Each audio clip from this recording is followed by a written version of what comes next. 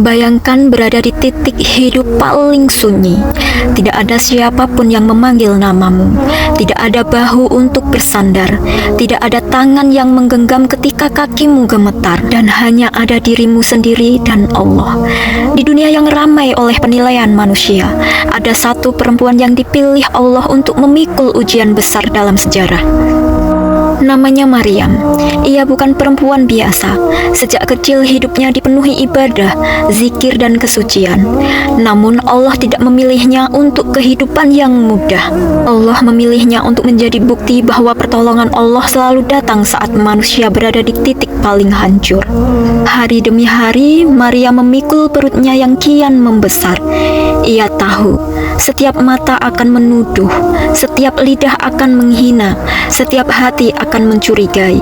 Ia tidak bersalah, tetapi dunia seringkali hanya ingin menghakimi, bukan memahami. Maryam berjalan meninggalkan kota dengan langkah tertatih. Pasir panas menempel di telapak kakinya, sementara nafasnya tertahan oleh rasa sakit yang semakin menggila. Ia tidak tahu kemana harus pergi, dan ia hanya tahu satu hal: ia ingin bersembunyi dari dunia yang tak lagi memberinya tempat. Di tengah padang yang sunyi, ia berhenti di bawah sebatang pohon kurma. Tangannya menggenggam batang kasar itu sekuat tenaga. Lututnya lemas, tubuhnya roboh ke pasir. Tak ada ibu, tak ada saudara, tak ada sahabat, hanya Maryam, rasa sakit dan Allah. Dan air mata mengalir tanpa bisa ia tahan. Dengan suara bergemetar ia berbisik, "Seandainya aku mati sebelum hari ini dan menjadi sesuatu yang dilupakan." Kalimat itu bukan keluhan, melainkan jeritan jiwa seorang perempuan yang telah terlalu lama menahan beban. Dan tepat di saat manusia berada di titik terlemah, pertolongan Allah turun tanpa diminta. Sebuah suara lembut menenangkan hatinya. "Jangan bersedih, Allah menjadikan anak sungai di bawahmu." Maryam terdiam, dadanya bergetar, matanya basah oleh keharuan. Maryam menunduk dan melihat pasir yang tadi kering, kini dialiri air jernih. Allah memberinya minum saat ia kehausan. Lalu Allah memerintahkannya menggoyangkan batang kurma itu.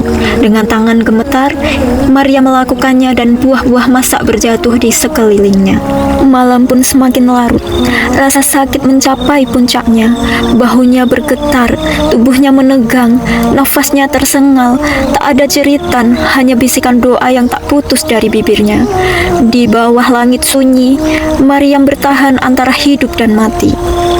Lalu terdengar suara paling indah yang pernah memecah keheningan gurun. Tangisan seorang bayi di pangkuannya. Terbaring seorang anak laki-laki yang wajahnya bersinar. Maria mendekapnya erat. Air matanya jatuh membasahi pipi kecil itu dengan penuh cinta dan syukur. Di bawah pohon kurma itu, Maryam bukan lagi perempuan yang takut pada dunia. Ia adalah ibu dari seorang nabi. Dari kesendirian lahir cahaya, dari luka lahir harapan, dari air mata lahir sejarah.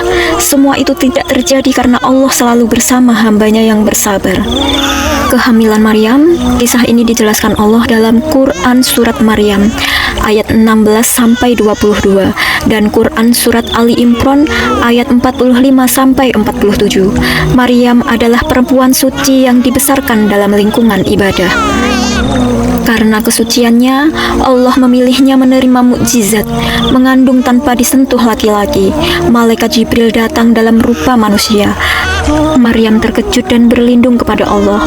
Jibril berkata bahwa ia hanyalah utusan Allah yang membawa kabar gembira tentang kelahiran seorang anak suci Maryam.